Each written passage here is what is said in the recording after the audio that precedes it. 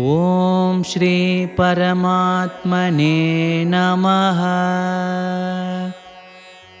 ಅತ ಪ್ರಥಮೋಧ್ಯಾಯಃ ಅರ್ಜುನ ವಿಷಾದಯೋಗಃ. ಅಧ್ಯಾಯ 1 ಶ್ಲೋಕ 32-33.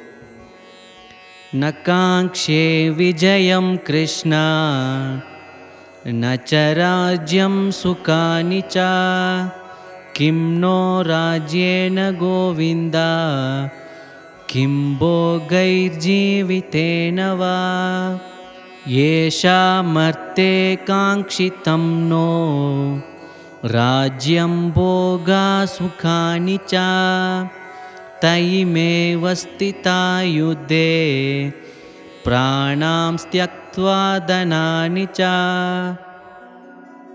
ಶ್ಲೋಕನ ಅರ್ಥ: ಕೃಷ್ಣ, ಎನ್ನ ರಾಜ್ಯದೋಗಿಯೋ ಗೆಬ್ಬುದದೋಗಿಯೋ ಅದನಾಲ ಸಿಕ್ಕುವ ಸಂತೋಷದೋಗಿಯೋ ಎನಗೆ ಇಷ್ಟ ಇಲ್ಲ.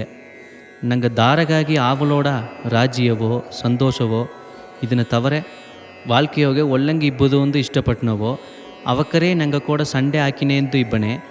ಈ ರಾಜ್ಯವು ಸಂತೋಷವು ತವಿರ ವಾಲ್ಕೆಯೋಗೆ ಬೇರೆ ಏನ ಸಿಕ್ಕಿರ?